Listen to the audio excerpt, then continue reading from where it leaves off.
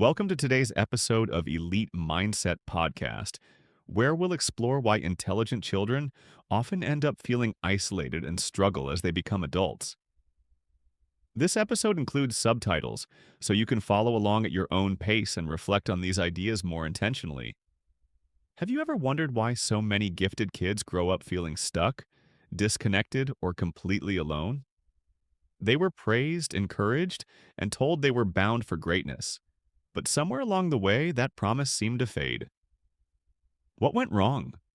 Many of these once high-achieving children now find themselves struggling as adults. They can't seem to find motivation, they feel socially out of step, and they often struggle to start projects, follow through, or connect with others. Most frustratingly, they don't know why.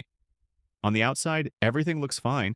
They're still sharp, still capable, but inside, there's a sense of isolation, as though life is happening to everyone else, and they're just watching it unfold. So why does this happen?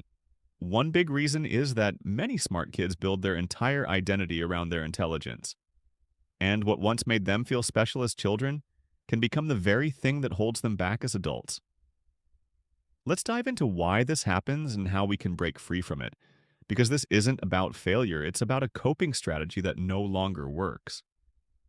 When we're kids, our sense of identity is still developing. Often we latch onto a few traits or labels to define ourselves, whether it's a love for a specific toy or even something as simple as being the smart kid. That label sticks, reinforced by teachers, parents, and peers. For a while, it feels great. Intelligence brings praise, recognition, and life feels easy. You pick up on things quickly, ace your tests, and stand out among your peers. But here's the hidden downside. When you're praised for being smart, what people are often celebrating isn't your hard work. It's your effortless success. You're praised for getting things right quickly, for solving problems without breaking a sweat. Over time, this leads to a dangerous belief. If I'm smart, things should always be easy. And this mindset begins to work against you as you grow older. The moment you face difficulty, struggle, or failure, it doesn't feel like a normal challenge. It feels like a threat to your identity. You begin to think, if I'm so smart, why am I having trouble with this? Instead of embracing the challenge, you avoid it. You stick to what you already know, never risking anything that could expose you as imperfect. This results in a narrowing of your world, a shrinking comfort zone.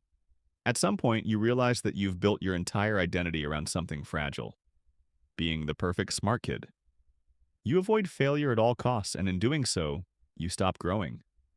You don't try new things, you avoid unfamiliar situations, and you disconnect from opportunities that could foster real connection. And that's when isolation creeps in.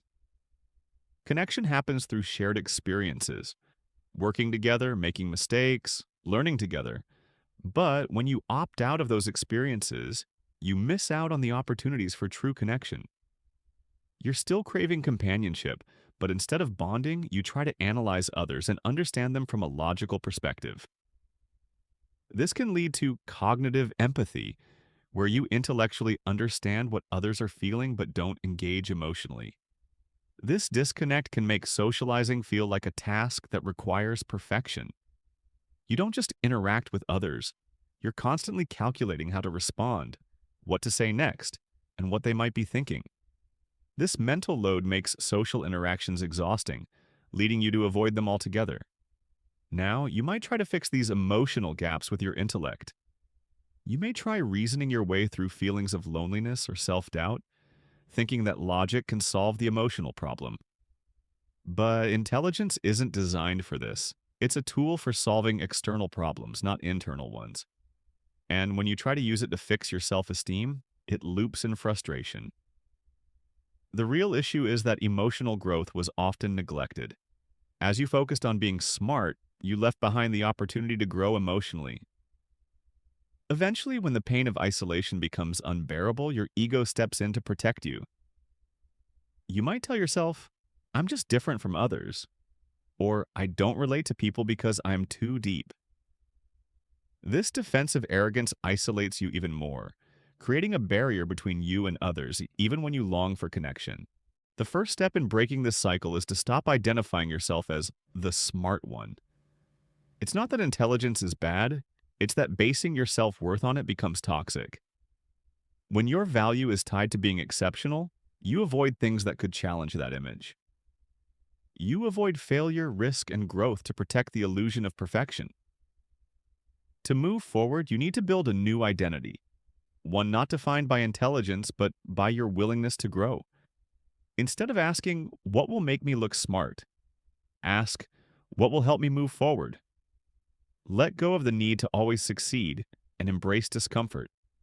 Allow yourself to try things, even if you're bad at them.